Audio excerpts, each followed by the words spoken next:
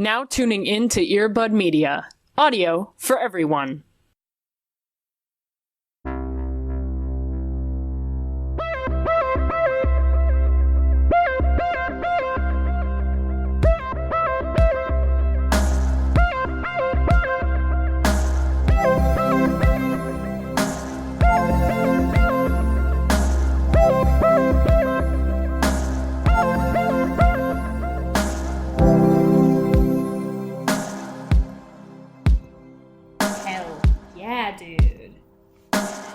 To curse. Actually, I think I've decided I want to rebrand this show as PG.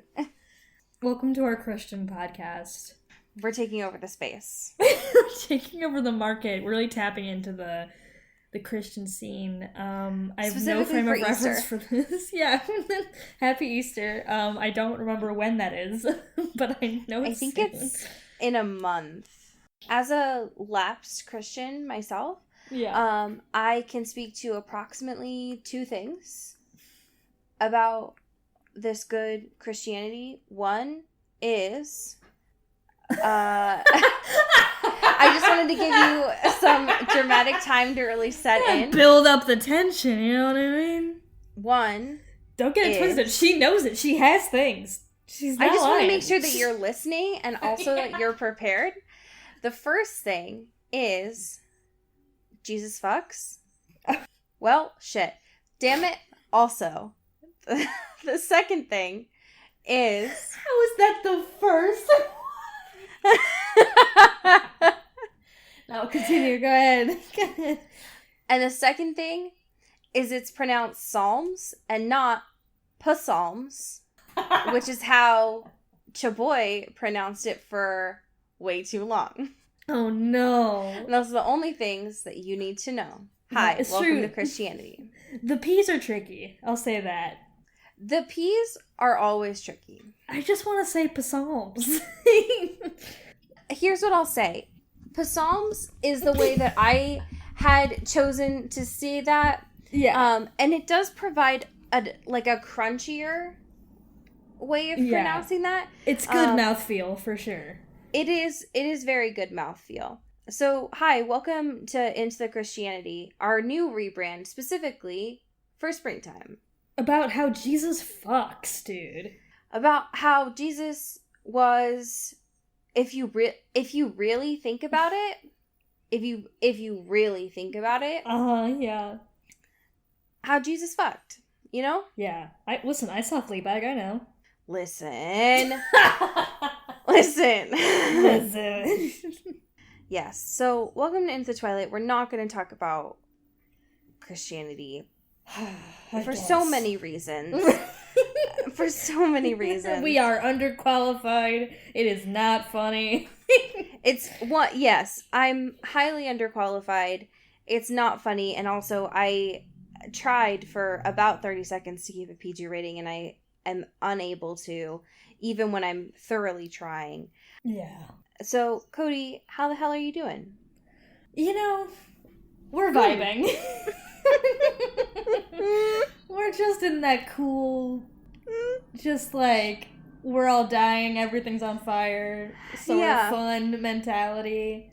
Yeah, that feels like most of our life, if I'm being honest. Really, in hindsight. I think we spent most of the last few years this way. I feel like most of my life has been preparing me for the past month. Yeah. The past 3 months of 2020, if I'm being fair. Sure. Since we were just talking about before the pod of, like, the world was basically on fire when 2020 started. So, yeah, I feel like everything is awful. Yeah.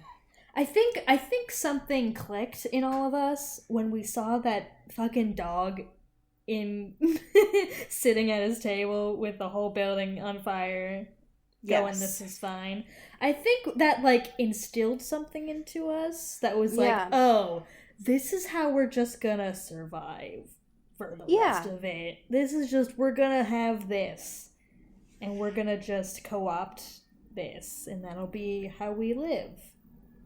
Absolutely. Yeah. Absolutely. Yeah, I feel like I don't know that a lot has been the same. Sure. For a long time. Honestly, if I Shout really out to think the most about vague sentence. If I really think about it, and maybe I'll lay back on my therapist couch here for a second. That oh my god. Maybe it's been since Bambi's mom died. You know? Oh my god. Yeah, I think that was the last time we all really like came together about something. I feel like that was the last time that like there was like a distinct before and after. You know? Did we all trauma bond to Bambi? I think so. Is that what like as a society we all just did that? I just don't know that we talk about it enough. You know? Guess. Yeah. I just don't know how you'd bring it up in normal conversation. Other than just like yelling it out in public. Do you remember? You just on the bus. It's like, where were you when Bambi's mom died? Because for me it was daycare and I'm not over it. With the quickness in which you fetch that memory from the caverns of your brain. I told you, Cody, I'm not over it. I'm not over it. Oh my god. Distinct before and after. Besides thinking about Bambi's mom dying. I'm always thinking about Bambi's mom dying. I'm fine. I mean, like, we try to use this place as a solace from the world and its impending, like, fire disaster place. Yeah. And we just try to make, like, our own trash fire here by coming up with like our own conflicts, i.e. just like Joe Goldberg always being a trash fire and like and making our own conflicts with that. I'm fine. Like I think like my aim message right now would be like lol, going away forever, bye. Sure. Yeah. Like something super passive aggressive. Like I'm fine. Like I'm fine. Like work's fine. So that's great. I will say on just like things that are making me happy right now. So Oscar Isaac's birthday was recently. Oh, happy birthday, King. Yes, my powerful man that I love so much. And we celebrated in this household by watching Ex Machina for the first time. Oh, very for good. Me. Yeah. And I loved that. Yeah. It was very interesting. Because we... Again, in this home, we just started watching Devs, which I guess is the same guy. He's the same director has a new show on FX, and it's very interesting. I can fuck with that guy's style. Annihilation was very like big brain, very like galaxy brain. Ex Machina and Devs is a little bit easier for me to consume since I don't partake in drugs. So sure. Oh, you're not gonna fucking vibe with Natalie Portman fighting her, like, ghost robot self? In the woods. I watched Annihilation in theaters. The cast is A+. I enjoyed it. Devs, I will say, in Ex Machina was a little bit easier to understand. Like, I called Ex Machina maybe, like, 15 minutes into it. I was like, I got this movie's fucking number. Like, yeah. So it was very good. Is there anything that you're enjoying right now before we get into this hellhole? Ooh. I watched this show on Netflix called... Glee? No, fuck you. I think that is a hate crime. I'm gonna call the National Guard on you for even suggesting... Do it, coward. No, I will. I'll figure out their number. I don't know what it is, but I'll figure it out. It's my phone number. Whoa. That's the fucking Shyamalan twist. Goddamn. But it's called I'm With the Band, and it's basically Charlie XCX doing a little documentary where she just brings, like, 4 people together that don't know each other. Some of them have musical experience, some of them don't, and there's, like, you're gonna be a band. And you're gonna live together, and you're gonna be a band. And then they do that, and it's fucking sick. Whoa. Yeah. That sounds super interesting. Okay. Yeah, it's very fun. I was into it. And they put music out and it slaps, so. Huh. Yeah. I can fuck with that. That sounds awesome. Yeah. Yeah. All right, Charlie XCX. Yeah, she's out here. I love that. Love that for her. Yeah. We should probably talk about 50 Shades. We've got a lot of news for them this week. I know. Speaking of the lead of the curse themselves, E.L. James. Yeah, just shepherding us into her fucking cavern of nightmares. Yep. The true nightmare herself. So E.L. James it would have been a week ago when y'all are listening to this, had her birthday. Woo. Unsurprisingly to all involved, she's a Pisces, which just, y'all, Yeah. it just makes so much sense to me. And I forget every year until we talk about it, but it just tracks for me. It just makes sense. Yeah. It's just a woman named Erica, a Pisces, just sitting at her computer writing fan fiction. It just, like, everything about that really connects for me. Yeah. So, we are looking at an article here from New Delhi, and they have posted a happy birthday article with some interesting facts about E.L. James. Most of the facts we are already very familiar with over the past couple of years. As is our curse. Yes, exactly. What I mainly wanted to focus on is the fact that they did her so dirty with one of the most pixelated photos I've ever seen. Yeah, it's not great. It's a fine photo, were it at its normal pixelation. Yeah, but it's just a normal resolution. Yeah, but the resolution of it has been done very dirty, which is unfortunate for her. Yeah, it's like watching a photo on the internet just like erode over time. Like, that's beautiful. I agree. Yeah. God, It it's like is- architectural salvaging up in here. Like, damn. It's truly haunting, that's for sure. Yeah, I'm scared.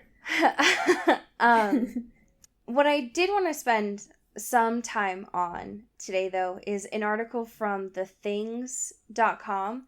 Oh, yeah, baby. It's one of the most specific news sources that we found in our 4 years together. Yeah. And it's 15 things that the 50 Shades franchise has tried to sweep under their metaphorical rug. Nice. And oh boy, there are some powerful things from thethings.com. Was there anything in this that stood out to you that we haven't discussed so far in our time with this series? This isn't surprising, but I just think it's a good blanket statement to get us into this. Sure. Where, number 12, while making the first film, E.L. James did not allow her scripts to be polished or rewritten. Yeah, that tracks Yeah. so much. Uh-huh. Yeah. I just love the idea of, like, okay, sure, if you don't want rewrites or whatever, that's a little insane, but, like, I don't want anyone to look at it. Basically, this is it. Sorry. Here you go. Yeah, I don't understand it. Apparently, someone from the Hollywood Reporter had said that E.L. James, quote, just didn't seem to grasp that in all adaptations, some things need to change, that you can't just put the book on the screen. But apparently, E.L. James was like, fuck all y'all. What I wrote was amazing. So and it's going to, y'all. Yeah, it's going to be adapted perfectly on screen. I don't understand what you don't understand, that is an awful way to think of a screenplay. Yeah, like a project, like an act, like everyone's coming together for something. Right. Nope. Yeah. One that really stood out to me especially since they thought of this as, like, something they tried to, like, quote, sweep under the rug, was number 9, which is that Jamie and Dakota worked with a sex advisor during production. I thought that this was something that was not only assumed, but just, like, expected. Nope. And yet they apparently were trying to, like, hide this as if both of the main stars were just, like, experts at this, that, like, saw the script and were like, yes, of course, obviously. Duh. And I don't, that's not how acting works in general. Right. So, Yeah. like, you have advisors for specialized things, so of course you would bring in an advisor for this as well. Yeah. Yep.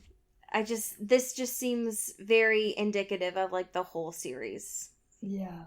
I do like the idea, too, of, like, them trying to, like, shroud this information from the public, being like, we can't let them know they have sex. And they, right. But they don't know how to do it in this particular way. Yeah, I hate that. It is also a bummer, because I think I remember this scene when we were reading it, which was number 6, the sex scene involving ice cream. I do remember something specifically There with was. Yeah. There was. Something about it in my brain has blocked it out, I think, for my own sanity. Yeah. But it says here that it was left out because of time constraints, but to me that means because it was awful. Yeah. And then also the one that they've mentioned here, again, they say left out as if these weren't just, like, known things, but it was that during 50 Shades Freed, when they were on their honeymoon, that Dakota Johnson had a thong that was glued to her, and it's like, it was just, like, underwear pasties, essentially. Mm-hmm. It's like, yeah, of course. It'd be like that sometimes. But again, they're making it seem like it was a very big deal. Yeah. Some of these photos Yeah. are haunting. Like, there's some that are just, like, weird iPhone photos from, like, on the set, and they're just, like, in their regular clothing. And I hate it. It's very disorienting, I will say that. Yeah, like, for number 8, Dakota Johnson looks like she's disassociating. That's the one I was looking at when you said that. Her fucking hands are in handcuffs, like, above her head, and she's just checked out. She's not in this moment. Yeah, her soul is gone. Left the building. Her eyes are dead, and inside there's nothing. I don't know that I've ever resonated with the photo more than this one. Of just, why has this not been a meme? I don't know, but it should be. People are cowards. They need to get on this. Yeah, fucking come on. It might also be that someone hasn't seen this photo, because I don't know if it caught your eye as much as it immediately did mine, but this photo is cited as being from Pinterest. So people might not have just seen this because it's only been circulating with moms on Pinterest. Fuck. They've been hoarding all this stash for so long. Yeah, they've just been keeping it from us. So there might just be some important Dakota Johnson memes that we haven't seen because no one goes on Pinterest other than moms and Facebook photographers. Yeah. So, and those are the same thing. So, can you tell me about the fantastic and also very important video that you found on Twitter? I would love to. Thank you. So, Architectural Digest did one of those little promo, like, profile features on Dakota Johnson's homes. They do it with, like, every celebrity's home. It's like, here's your fucking apartment and here's all the expensive stuff you own. That's cool. And they do, like, a very highly produced video. But fuck that. We're not talking about that. What we're talking about is this pure 11 seconds of joy. Just siphoned out of this video. In which she's out in her yard and goes, "My cat Chicken is buried here," which is not funny, but I don't know why I think it's funny to tell you that. And then goes, The pool's heated a little, so I can go in it all the time. There's nothing in between those two sentences. It's just she says, my cat chicken is buried here. Also, my pool is a little warm if you want to come inside, take a dip. There's so many things about this that draw my attention. Yeah. One, that Dakota Johnson, the way that she uses her hands and her body in this, of just being like, oh yeah, like here's where my cat chicken is buried. And her arm just like flails. And then she's like, anyways, so here's my pool. Anyway. So I love that. The other thing that I love about this video is just the extreme zoom that the cameraman does. Academy Award. Because it's like a cut and then an extreme zoom on the plants of where chicken is buried. This is where this corpse is. And I love that. Yeah, it's so good. I am on this Architectural Digest piece, and they have a little widget in which they have like, oh, here are some of the things that she owns that you can buy if you want to or something. And they have the price and everything. And, you know, I expected these things to be expensive. There's, like, fun little couches that are expensive and, like, a nice little bed frame and, like, all this stuff, whatever. What I didn't expect was a copper tea kettle that's $350. No. Why? What? No, thank you. Why? This is a thing that makes water hot. Yeah. I don't understand. That's it. That's its sole purpose. There's no reason why water hot would cost Why water hot for $350? Hi, Alex. I'm gonna choose make water hot for $300, please. $350. It says here, according to Architectural Digest, it says a more recent previous owner of this house was producer Ryan Murphy. What? You know, Ryan Murphy? Yeah, I'm familiar. So, the energy of this home... Cursed from the start. is so much. So the fucking spirit of Ryan Murphy lives in this home, and also there's a dead cat named Chicken in the backyard. And a $350 tea kettle. Is so much. I hate it here. Yeah, I am beyond words. Allie is short-circuiting right now. What I will say, that clip of Dakota Johnson talking about her cat more than anything made me realize how much I want Dakota Johnson and Claire Saffitz in the same room. Because the energy that the two of them bring together is really powerful. Yeah, I'm into that. Yep. So that's where I'm at in life right now. Yeah, that's my truth. What was that sound? Was that my soul? Was that my soul giving me a approval of like, yes, Dakota Johnson and Claire Savage should be together? Like, yes, this is now what you must do. That's your path in life? Okay, all right, I hear it. I got it. I got the memo. Okay.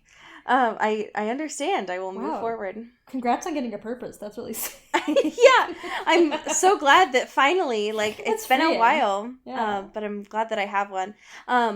I'm glad that in addition to moving Dakota and Claire Johnson together, that I have one more purpose in life, and it is to stay alive long enough to see this new Dracula movie that's being made. So thank you, Universal, for keeping me alive long enough for this. Yes. And thank you for, making sure Karen Kusama keeps getting her checks, making sure she's paid. Listen, that's very true. Yeah. I'm so glad that Universal is doing this. Yeah. I needed this in my life. I'm always in the mood for monster movies. I'm always ready for more Dracula content. This is true. And I will be first in line. Whoever it is, I'm ready to support them. Yeah. Just give me the details. I want them now. I'm ready. I would like to pre-order. I would like to be able to go to the movie theaters at some time, please. Yeah. Just tell me when I can. And also, thank you. Yeah. Wow. I feel like I don't know what to do now that I have a purpose in life. I feel so exhausted from it. Yeah. I'm drained. Is this what it feels like to have a purpose? Is it so overwhelming at times? All right. Are you ready to dive in to our new endeavor that is Hidden Bodies? Guys, this sucks. I wonder what this book is going to be about. I don't know. I can't tell from the title what kind of context clues I should use. Listen, it's been a minute since we've been back in the saddle, and by saddle I mean reading a book. Yeah. We've had a long visual medium journey going on. Reading is hard. But we're back to our root. Yeah, for a second there, I thought I was like becoming illiterate. You know what I mean? Like we were just. It's just been so long, and I do a lot of audiobooks, so I'm like, do I actually know how to read? If I was given the chance, I don't know. And Articles I wish I so couldn't much easier. read because I couldn't have to read this. Yeah, I agree. Articles are easier because they have pictures. It's true. And articles are easier because they're not fucking Caroline Kepnes's words. Yeah. They're not just like dancing in italics all the time, you know what I mean? Listen. And they're not Joe's monologue I'm all so the time. Tired. I don't. Here's the thing, and I struggled with this the first time that we read her writing. It's like I severely went through a thing of like, do I not like Joe's inner thinking, or do I not like her writing? Right. Because I think that there is a difference, and I feel like by the end of the first book, I came to a conclusion of I don't like both. Yeah. Yeah. And so when I went into this one, I was like, all right, I'm going to give it a fair shot at this point. Like, I know that I don't like Joe's thinking, but Yeah. I can't, like, I couldn't have been that I didn't like her writing. And then I read the first page and I was like, no, I don't like her writing, though, is the thing. Yeah. And that is kind of the problem. So I will say that I am intrigued because from what I can tell, I think that this might be You season 2 and 3 combined. Whoa. Is what I can, that's what I think, right? Because when we briefly looked at book 3, it was like different characters. So I don't know. That's right. I don't know. I'm curious what kind of content is going to be in this for sure. Yeah. So, chapter 1, and I had to kind of remember where this left off because when the first book ended, it was very different than You season 1 because it was like fucking Amy Adam and him picked up and left for LA, and we still had Blythe in the picture and Ethan were like happy-go-lucky and stuff. Yeah. So everything was different, and we still had Blythe, so things were good, even though things were bad. But lucky for us, Joe does a lot of fucking recap in these two chapters. True. He does. Like, hey, remember everyone I ever killed and everyone I ever had a relationship with? Here you go. It's true. He is like, he starts this off by picking out violets for Amy Adam. And please Singular. Yes, yeah. It is. Please remember that it is Amy Adam and not Amy Adams. Yeah. And also not Candace. and not Candace and not Beck. It is Amy Adam, a different character than the Amy Adam in the television show. Interesting. And he does this whole like this is what you missed on Glee thing throughout this whole thing. Yeah. talking about, like, he's very fixated on the mug. Like, if you remember nothing else from these 2 chapters, he will not get over his little piss mug. Yeah.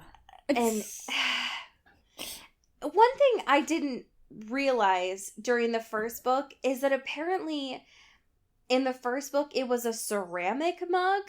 Yeah, I thought that was new information also. I did not remember that. I Gross, just dude. assumed... first of all, nasty. They're gonna have to throw that ceramic mug away. You can't clean that, you nasty little shit. Yeah. And second of all, in my brain, like it was in the television show, I assumed that it was a glass mug. Right. Like a little, the little canning mugs or whatever. Oh, sure. Yeah. That you could actually, like, clean and sterilize, which I wouldn't. Yeah. I would throw it out, but like still. Like a little mason jar situation. Exactly. Yeah. Mason jars. Right. Joseph. Yeah. It is funny because he's like, these whole 2 chapters, he's like, fuck, I can't believe I fucking didn't clear my tracks. I left my fucking piss mug in Peach's house and they're all gonna get me. And they know I didn't. They're gonna trace it back because my piss is in there. But he's like kind of psyching himself out to be like, oh, well maybe like someone cleaned it. Someone like just found it and was grossed out, but like, you know, cleaned the mug. And it's like, if anyone fucking saw that mug. Right. You could not yeet it faster. Like, no. Oh my god. No. It would go it would be intrinsically just like out of my hand, just like into whatever surface. Just like out. No, because it would be just the smell of piss. Right.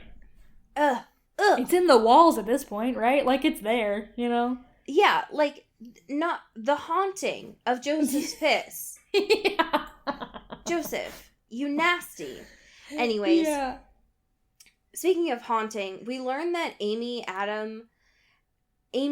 this is fucking confusing. I'm trying to say, dear listeners, I'm trying to say the possessive of Amy Adam, and that's going to sound like Amy Adams. Don't get it twisted. Don't get it fucking twisted, because I'm trying to say that Amy Adams' middle name...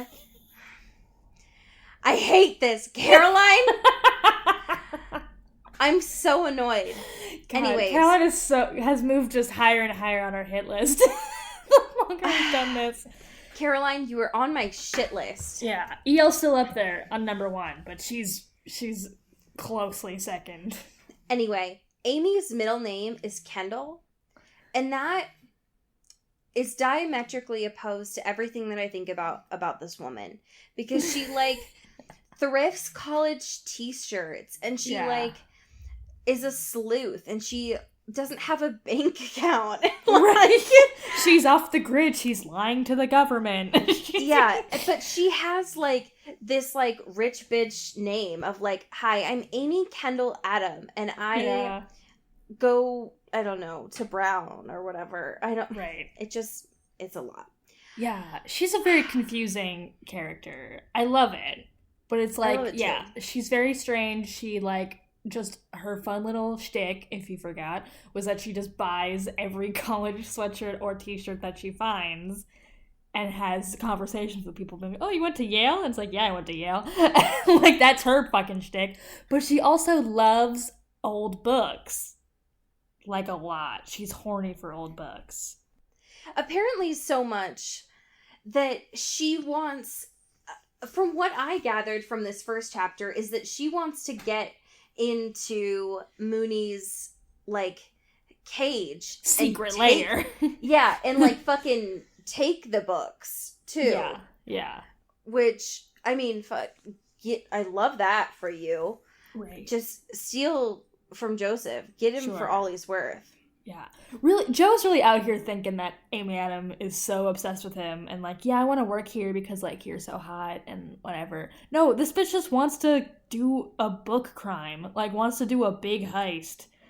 Yeah, she's a con woman is what she is. The second she's there on her first day, she's like, so, I heard there's a copy of Alice in Wonderland that's worth over $1 million. What's up with that? Can we see it? Can I see it? It's like, can you work at the register, please? Can you just fucking relax? I just love that she's like, yeah, I'll fuck you if we go down to see these special books. And Joseph is like, and he just hands her a W-9. Yeah, you're right. It's like, anyway. It's like, can you just work for me, please? This is not what I was expecting out of this relationship. So Amy Adam decides to like continue this con by making him go to these estate sales and yard sales with her. Yeah. She calls them yard sailing, which I've never heard, but I hate. I truly hate despise, yeah. And this is the part where reader and listener, it is, mind you, it is 3 pages in. 3 pages. And I've already hit my breaking point. I highlighted this, and in the comments on my Kindle, I wrote, I am already done. Yeah, it's pretty bad. So, this is the part where Amy's like, buy this book for me. I know it's $700, but I want it. Yeah. And so, Joseph buys it. And because she's like, what can I do to change your mind? And so, for $700, not explicitly, but basically for $700, Joseph says in his mind, he says, an hour later,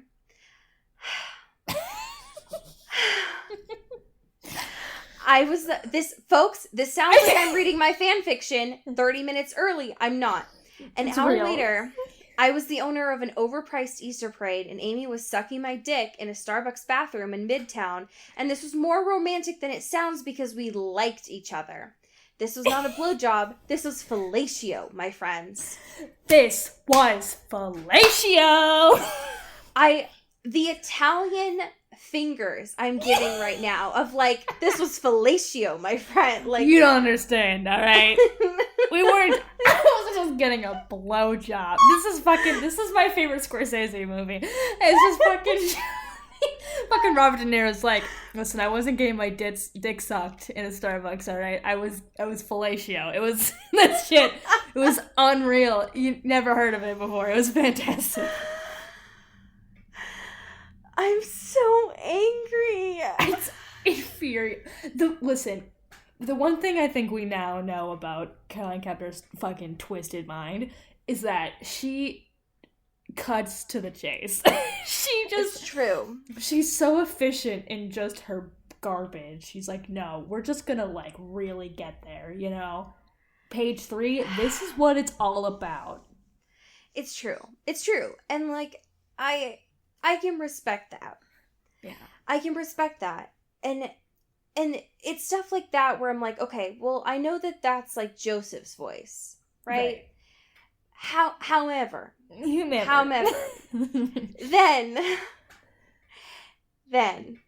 oh no, this continues, right? Remember, Starbucks location in Midtown. Then, Amy Adam pulls down her Amy Adams boyfriend's jeans. And her response to having pubic hair, because she's, 19? Who's to say? And Joseph's like, oh my God, a bush? What? The response is, she kisses him and says, welcome to the jungle. Yeah? No. I want to poke my eyes out. Yeah. I want to poke my eyes out. Yeah.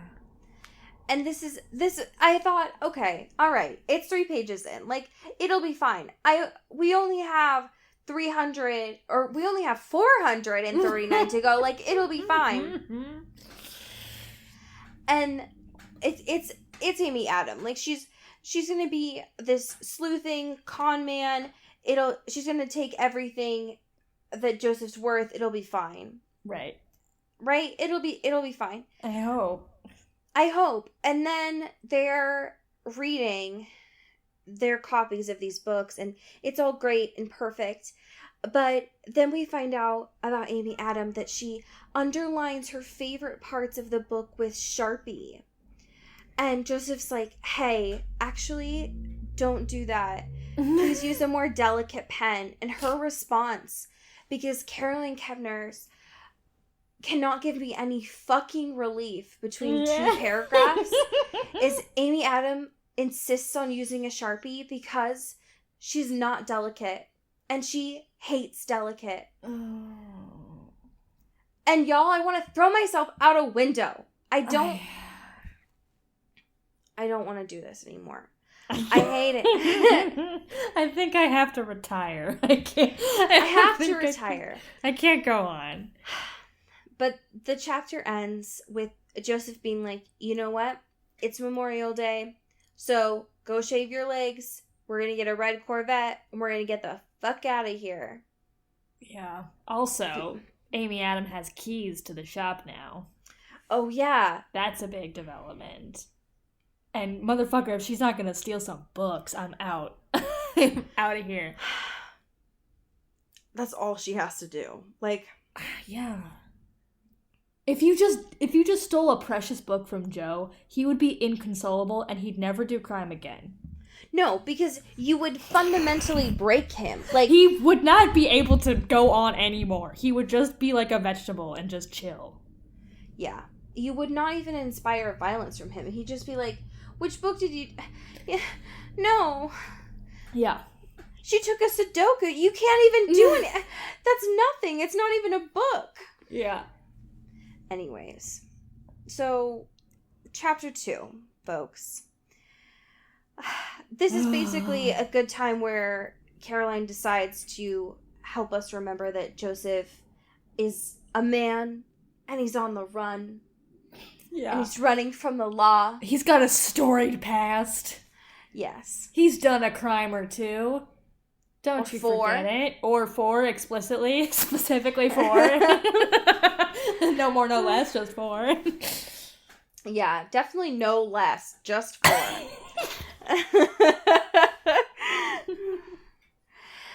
So, they're in this red convertible that Joseph rented.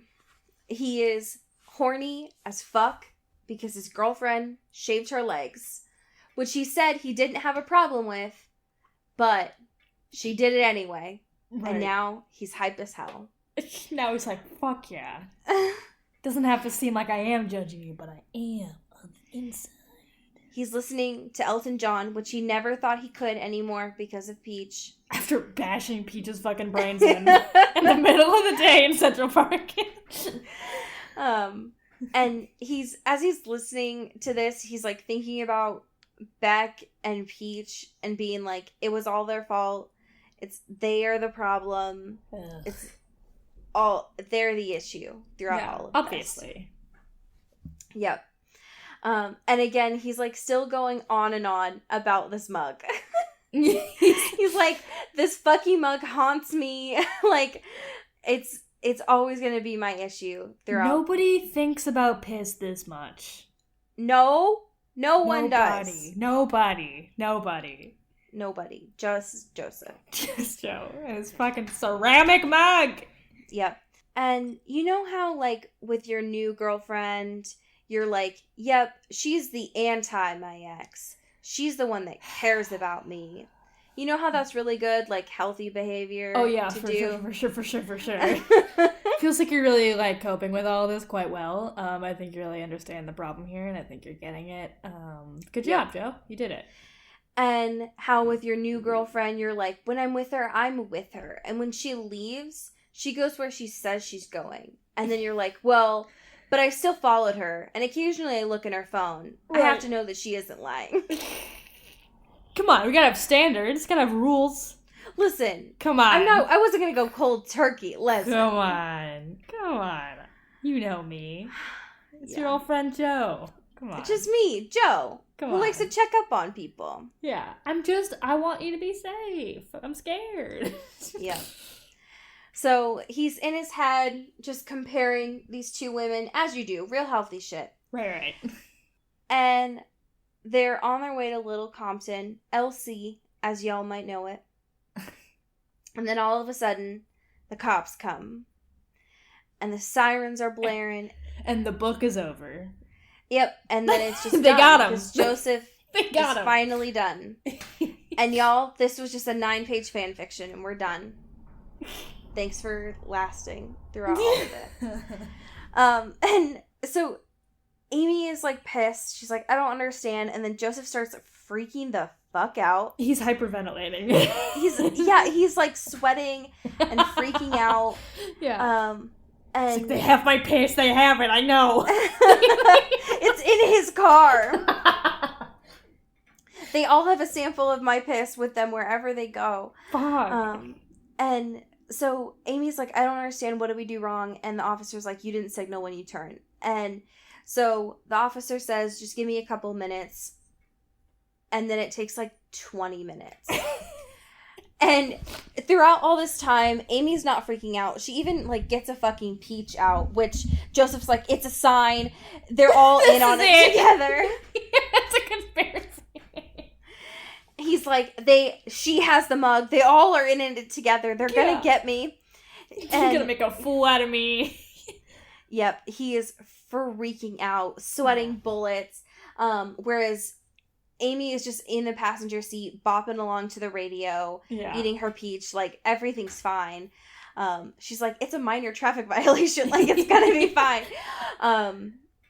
Anyways, 20 minutes go along. He is convinced, like, they are calling additional units. Everything is gonna be freaking out. Yeah.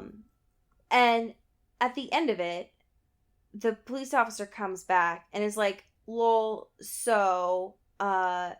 sorry it took me so long. The computer had to restart. And he was like, and Joseph's like, this is why I don't trust technology. I hate it. It's gonna be the end of the song. You guys are too plugged in. You can't do simple things. If you had just written it down on a piece of paper and mailed send that, it by a carrier pigeon. We would have been like a paper airplane. To the fucking station. If you had just written it on a piece of paper and put it in the form of a paper airplane and then walked it over to the station, we wouldn't have had this problem. If you had just done smoke signals. So easy. I just don't understand why you don't use Morse code. Morse code never fails anybody. It's never been wrong. Anyways, the cop was like, so, 1, use your turn signal. 2, why are you sweating so much? You good? It's Memorial Day. It's not August. 2, y'all be fun now. Be safe. Bye. And so Joseph's like, whew, gonna be good now. I don't want to see any more police. I'm just gonna accept that I fucked up. I left one loose end. I'll never ever do that again. Gonna use my blinker. Cool. And that's where the chapter leaves off. We're back, baby. We're back to Joseph and his neurotic nature, folks. Ooh. We are in it. Good. Feels comforting. Feels so skeevy. Yeah. I'll say that. Yeah. It feels like we haven't left at all. That's for sure. Oh, yeah. We're in the same universe, dude. Yep. That's for sure. Okay. So next week, chapters 3 and 4. And we'll just keep on trucking for the end of time. Forever. Listen, we got time till the next season. We're just fucking rotting our brains till then, baby. We'll just do fucking a word a week. We'll just... we're just gonna syllables. It's just like... Yeah, we'll just perform this thing. Yeah, I think that's a good move. All right, so we've got our fantastic patrons to thank at this time. Boy, do we. And folks, what I've cured for you this week, what I'm pulling out of the deli for you today. Today's special. Is something that's really been curing for a while. at this time. Sure. And it is from BuzzFeed.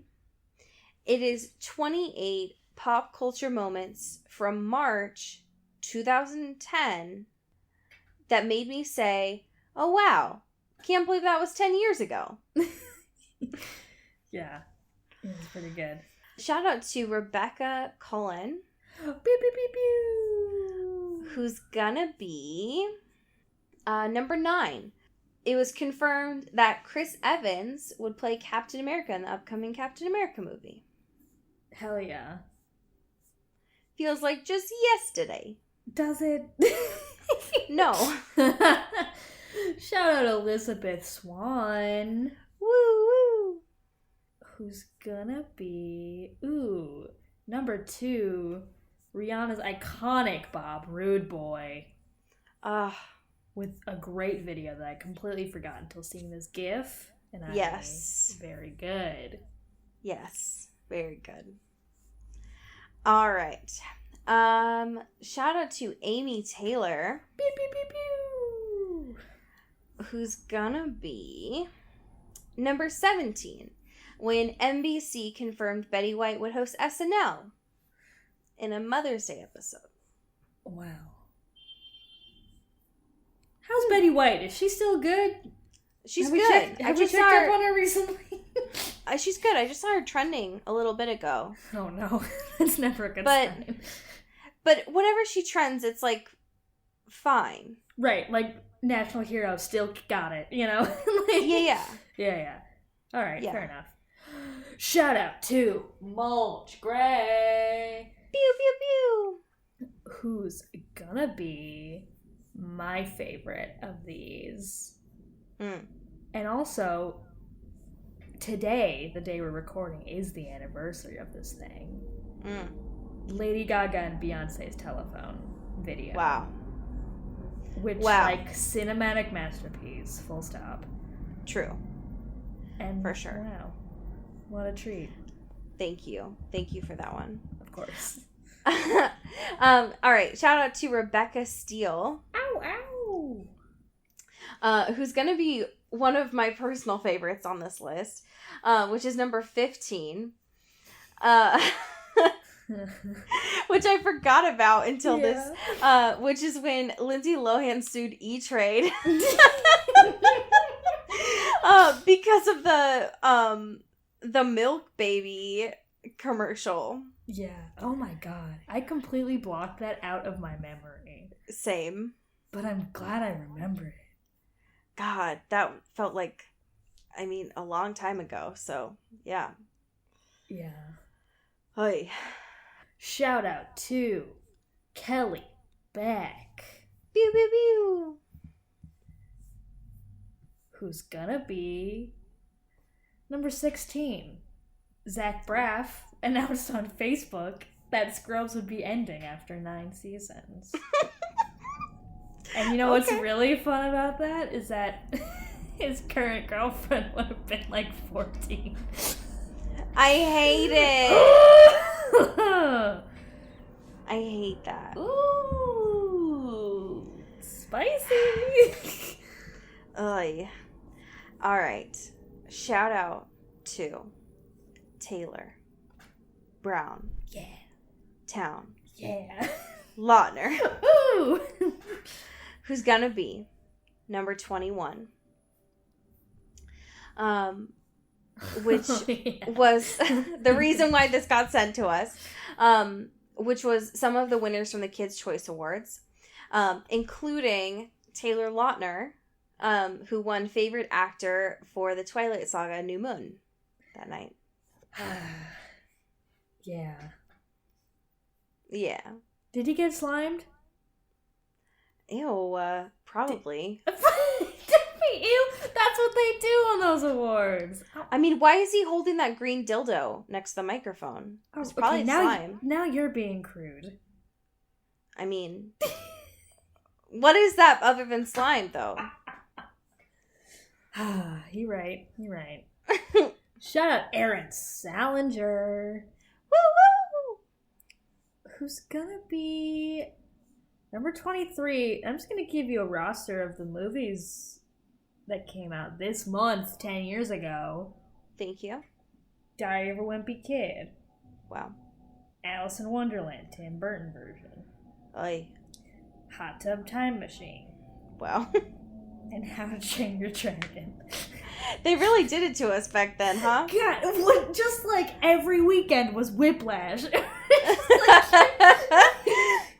what a nightmare to live in. Just like really assault on the senses on all capacities. Wow. Jesus.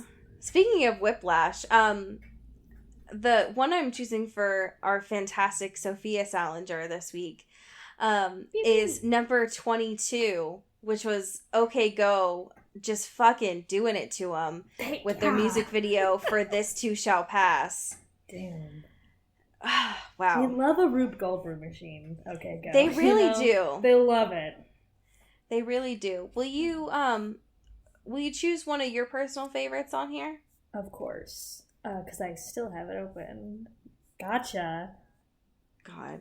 I'm gonna be number 19. Victorious made its debut on Nickelodeon. Oh my god. With just a very chaotic cast of people that ended up being much more famous, specifically Ariana Grande. So chaotic. Yeah. Yeah. That's a different person. That's not her. She's so white.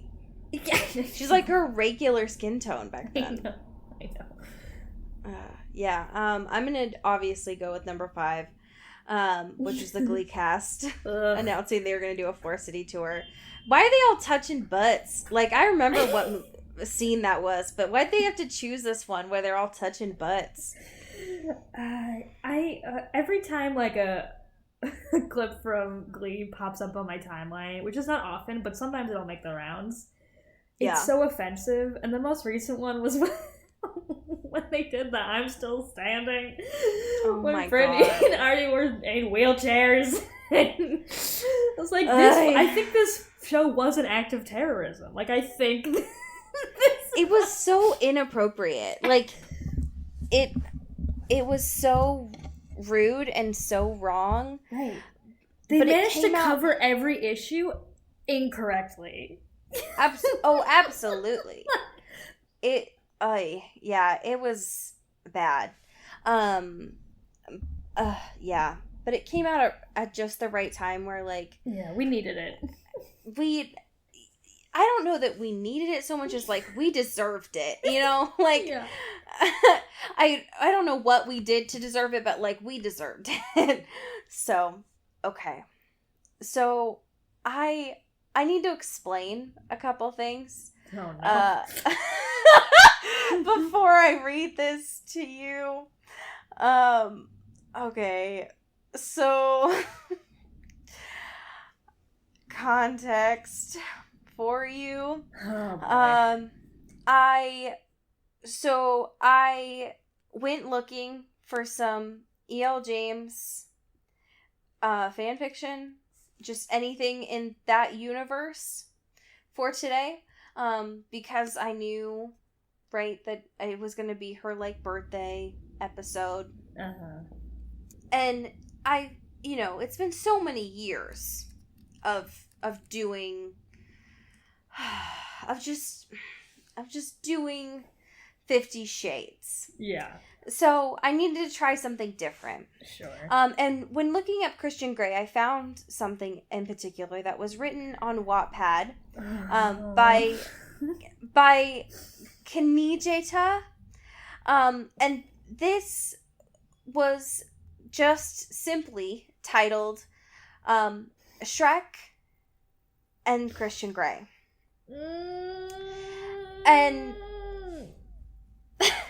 And so I've sent you the photo. Oh, now. I'm looking at it.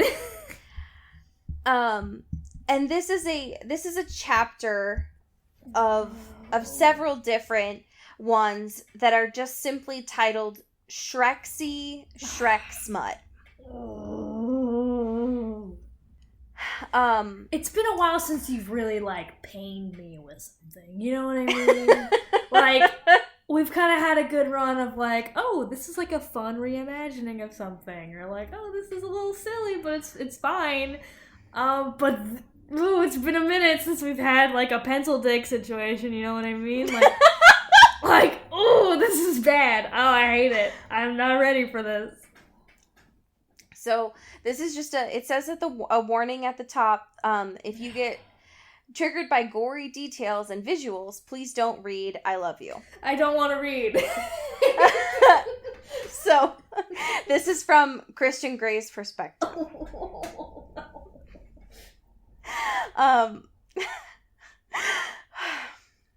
Even though I love to dominate, I've always had a wish to be dominated.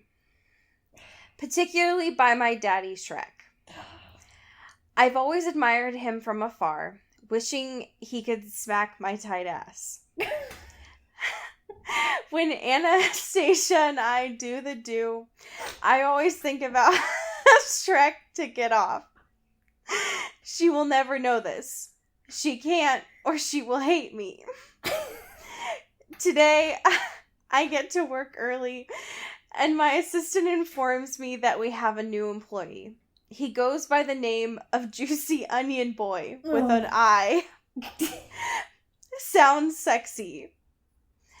Hoping to meet the sex god, I wait at the elevator eagerly for his arrival.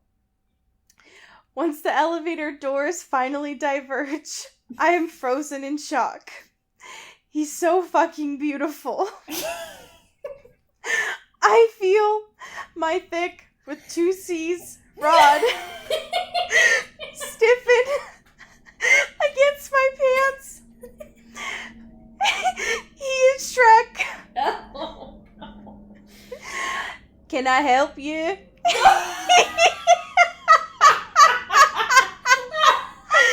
He says aggressively, "Oh yes, talk to dominate me, daddy."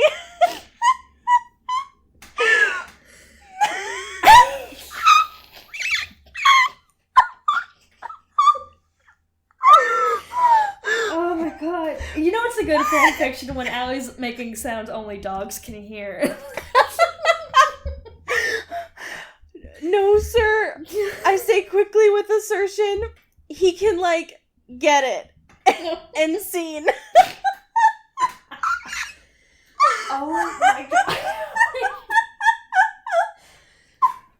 My chest, hurts. I'm in physical pain. I'm in deep emotional pain, but I'm in serious visual pain. Why? Why would someone do this? Can I help you? I really did not expect you to go full stop on the accent. It's written like that. How? How is it written? It's written. What typeface connotates? It's written can E-A, or it's written, sorry, I forgot completely how to spell. It's written can E-Y help your, yeah, not great. I think my favorite part of that was Christian being like, well, when Anastasia and I do the do. What? Do the do. You're a sex man. You're supposed to know about sex. I have to feel like this whole thing was something that either this person was paid a lot of money to do. Sure, yeah. Or they got so wasted and they did. I honestly don't know. Right. Yeah. No, that's fair.